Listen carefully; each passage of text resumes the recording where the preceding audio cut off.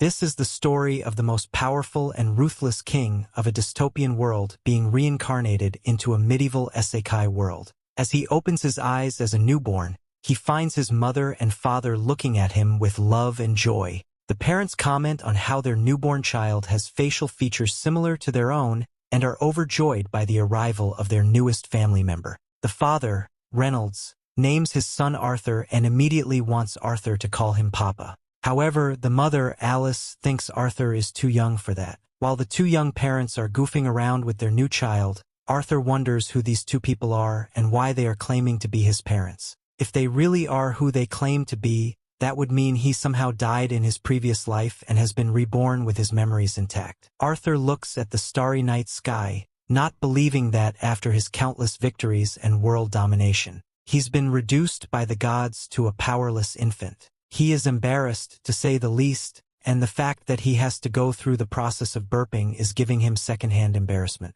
Arthur doesn't hate his current life as both his parents are taking good care of him, but he is still displeased. He doesn't want to wear diapers, and he also has a constant sense of fear that someone might hurt him. All he can do to keep his guard up is clench his fist. Arthur's father notices this and uses the opportunity to place his finger under Arthur's hand to show his wife how much their son loves him. Arthur struggles to move, and as he presses too hard, he poops himself, and now his mom has to be the one to clean him. The embarrassment almost makes Arthur want to cry. He wants this bizarre dream to end, but unfortunately this is the harsh reality he must face from now on. Putting that aside, Arthur witnesses something even stranger. His dad is able to conjure magic and use it to boost his strength. His mom also possesses magic and uses it to heal his dad, making Arthur wonder how magic works. As it is a power he has been unfamiliar with in his past life, he is genuinely fascinated by magic and wants to see more.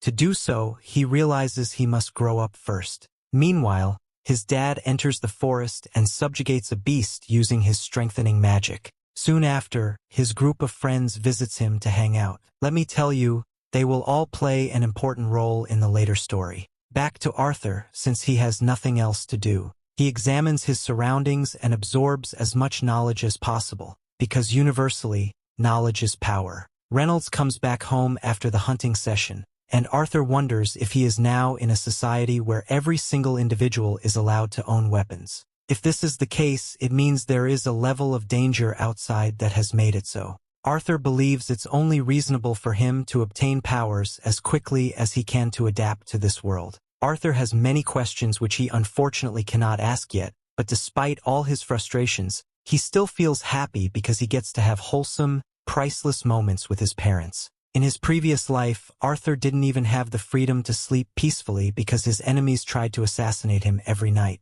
Now that he is finally experiencing peace, he becomes accustomed to his new life. After days, weeks, and perhaps months, he learns to crawl and quickly makes his way to the mirror to see how good he looks. After getting used to crawling and gaining good control over his limbs, Arthur sneaks out of his bed whenever his parents aren't around and heads to the library. There, he grabs a book, wanting to learn more about this world, and discovers that the continent he was born in is called Dicathen. Dicathen contains 3 kingdoms: the Darv Kingdom, where dwarves reside, the Elenoir Kingdom, where elves rule deep within a forest, and finally the Sapien Kingdom, where humans live, including Arthur. Arthur's nation is a monarchy, but the throne is inherited, unlike his previous world, where anyone could seize the throne by killing the previous king. After gathering basic information about this world, Arthur looks for a book on magic and, in a very cute way, grabs it off the shelf. After getting the book from the shelf, Arthur begins to reminisce on how more developed his previous life was compared to this one. The book he had taken from the shelf was to make him understand why this is so. He intends to study magic, which the people of this world referred to as mana. This can only be passed down from generations to generations and can be seen in just 1 out of 100 people. Furthermore, only 2 forms of mana exist in the world, and they are augmenting, which involves enhancing the body abilities with mana, and conjuring, which involves projecting mana and controlling it however the conjurer pleases. While reading this, he is reminded of his mother's abilities earlier, which clearly proves that she is a conjurer. Although every person that possesses mana has a mana core, which most spellcasters tap into at the beginning of puberty when they do this well and master it. They can now become mages. Having read this, Arthur believes it is similar to the concept of Kai, which he is very familiar with. However, he is skeptical about whether this knowledge would serve as a weapon for him, being the wannabe kung fu warrior he is. At that moment, he channels his inner Kai and is about to attain a certain level when his mother, Alice, interrupts him. She carries him up like the bae he is and looks at him closely. At first, he thinks she has caught on to his charade, but she soon reveals that he must have shit himself, which he clearly did, the stench. While Alice goes to change his diapers, Arthur is devastated by how much of a prison this body was becoming. He vows to gain more power. Later on, Alice spends time documenting aspects of Arthur's life and is so pleased with how much he is improving in this world. However, she is bothered about the fact that he has never smiled at them. With "I've thought of this" makes her sad. He looks out the window to find her husband, Ray, teaching Arthur how to use a sword. He is so happy to inform Alice about Arthur's progress, but she is pissed at him for teaching their young son a very harmful skill. Sorry man, women are hard to understand. She believes he is too young to learn how to use a sword and scolds her husband loudly.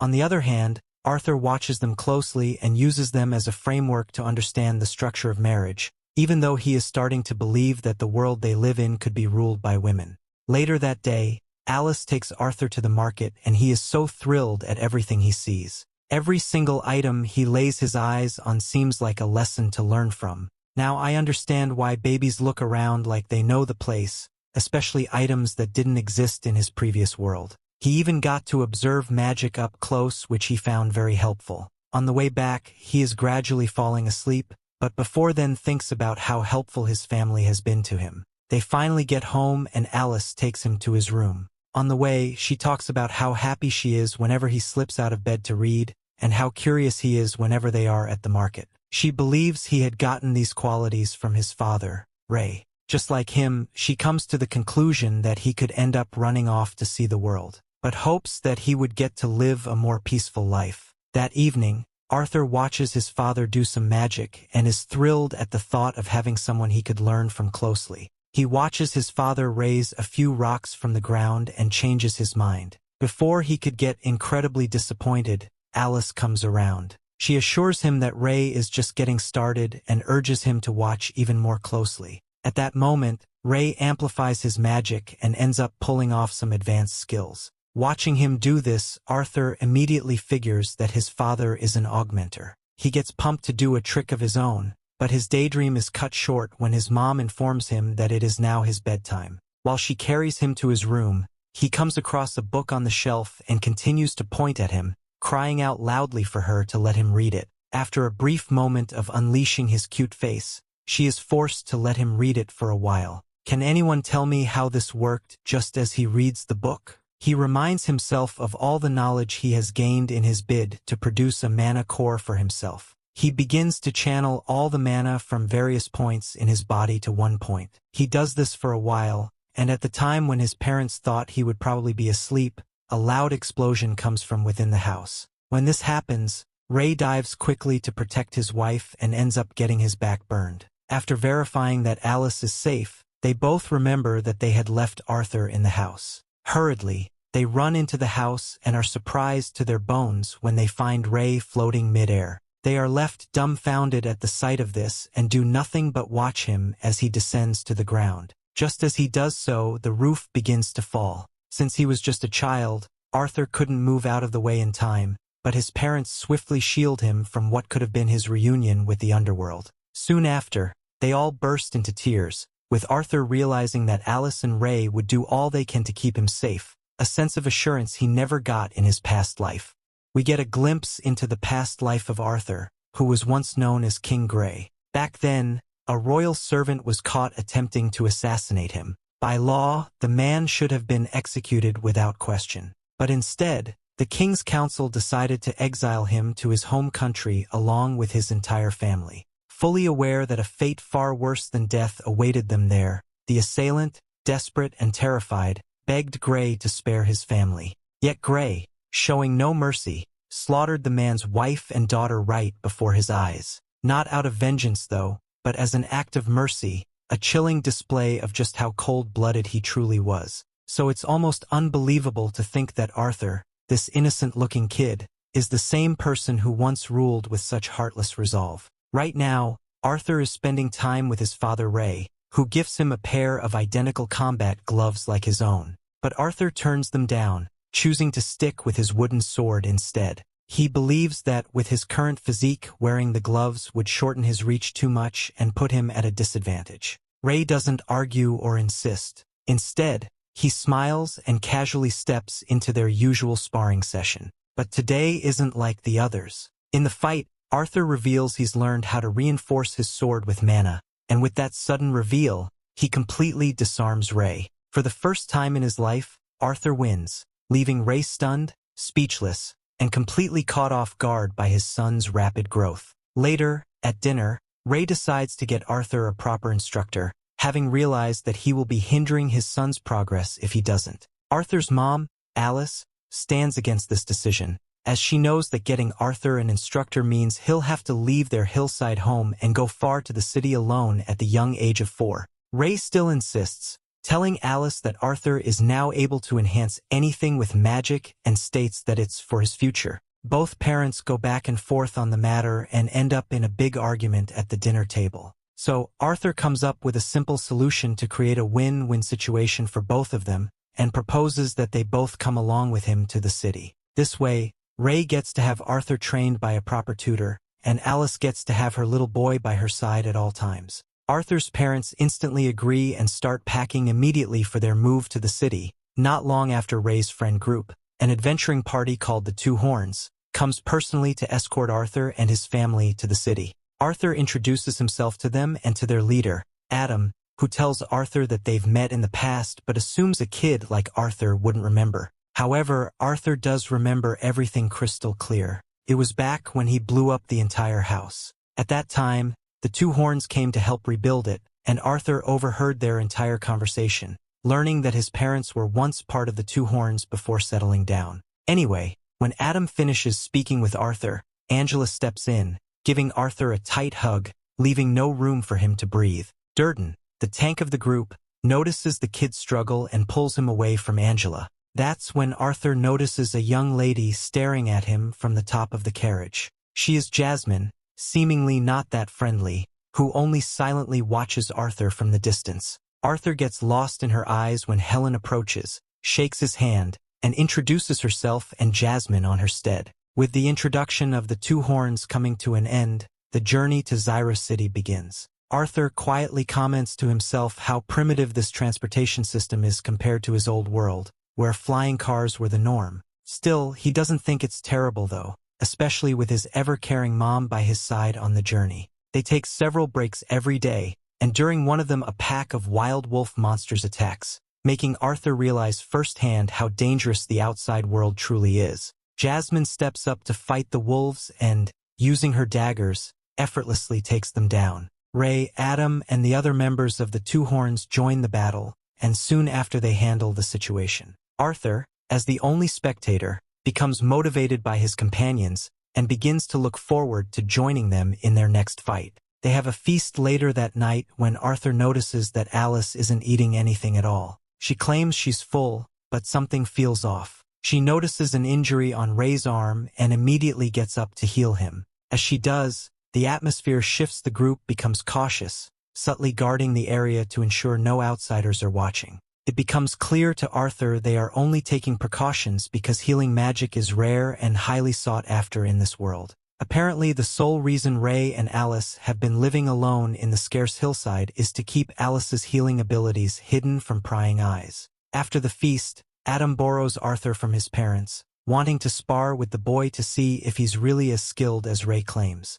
The rest of the group is just as curious about the child prodigy's potential, so they gather around, creating an unexpected crowd. Arthur, only 4 years old, wonders if none of them are even slightly worried about him. Regardless, this marks Arthur's first sparring match against someone other than his father, and unlike Ray, who only used a wooden stick, Adam is wielding a real spear, albeit covered with bandages. As soon as the duel begins, Adam wastes no time enhancing his spear with money. Arthur responds by doing the same, but takes it a step further, channeling mana into his feet to boost his speed dramatically. In a sudden blur, he darts forward, landing the first hit before Adam can react. Right after, he slides cleanly between Adam's legs and creates distance, leaving the entire group speechless at his incredible speed and precision. The fight intensifies. They clash head-on, but the power gap becomes undeniable. Arthur, with no raw strength, is completely and quite literally is blown away by Adam's strike.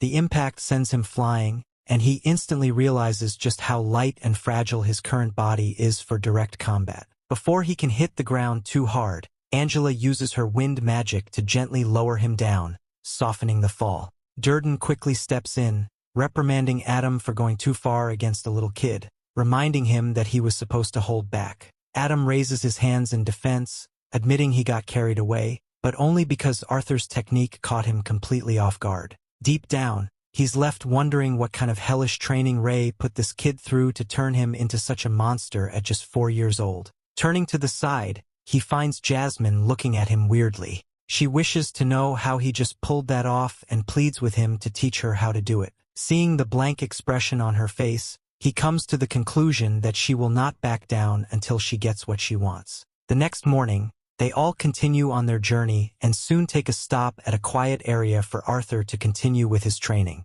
Adam teaches him how to use a spear while his father pulls up some gym bro moves, even though the weakling was just a weakling. After that, Helen teaches him some archery and he becomes a pro in a short time. With all his training done for the day, he proceeds to give Jasmine the lessons she demanded for, and she proves to be a fast learner. Later that night, while he is reading a book, Jasmine continues to stare at him like she is lost in his non-existent handsomeness. Soon after, she becomes like a stalker. The next day happens to be Arthur's birthday, and Jasmine hands him a dagger as a gift. To the surprise of the other ladies, she even began explaining how to use the dagger to him. Having gotten enough of their child's play and being a pained single man, Adam announces that they would be heading out now when his mother, Alice, calls him over. He discovers that she is not feeling so well. When he asks her what the problem is, she assures him that she is fine, even though he doesn't buy her bullshit. As they continue on their journey,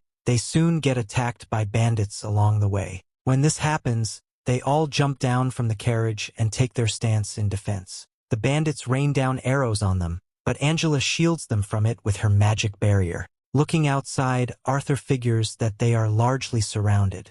On the other hand, the leader of the bandits, with a cube-shaped head, orders his men not to harm the women and children since he intends to sell them for a good price. Just then, the bandits charge aggressively at them and Alicia, who clearly is scared, tries to make Arthur stay calm. Before the bandits could get any closer to them, Durden blasts them away. While Ray swiftly punches them, one of the bandits is about to strike Ray when Helen shoots an arrow through his wicked heart. Furthermore, Adam slices past the bandits with his spear, while Jasmine strikes them with her daggers. Watching them do all this makes Arthur acknowledge that the members of the Twin Horns party are individually skilled. However, since the bandits outnumber them greatly, they stand no chance. After fighting for a while, they all become exhausted while the bandits keep coming at them. Soon enough, the bandits slam Ray into the carriage and he lies unconscious. This allows the ugly bandit leader to get closer to Alice and Arthur.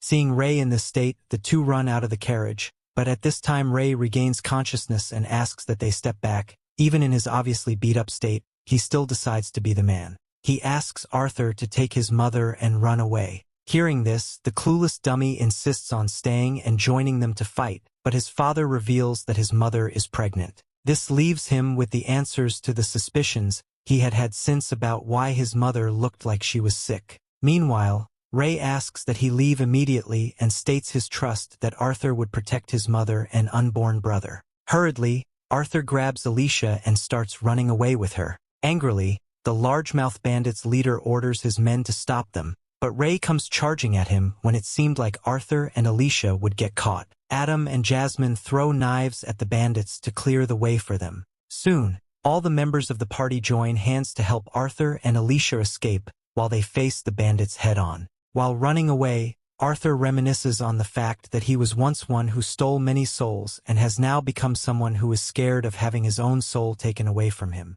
The mere thought of this leaves him angry. But his tiny feet have nothing to do about it but run for his sorry life. After running for a while, Arthur senses an incoming attack from the mountains and looks up to see a suspicious man about to strike them with his magic. He immediately pushes his mother away and in the process gets hit by the magic, which causes him to lose balance and fall off the mountain. On his way down, he is determined not to arrive at the underworld alone. He makes use of the dagger Jasmine had given him, which had a string attached to it, and throws it at the enemy. The dagger grabs onto the leg of the enemy and pulls him down from the top of the mountain. While this is going on, Durden and Angela try to use their magic to save Arthur, but he is too far away for it to reach him before he falls to the ground. As he descends to the ground, Arthur begins to think about his existence while his mother watches him from the top with her hand stretched wide. Hoping she can grab him, the thought of losing her son causes her to shed tears.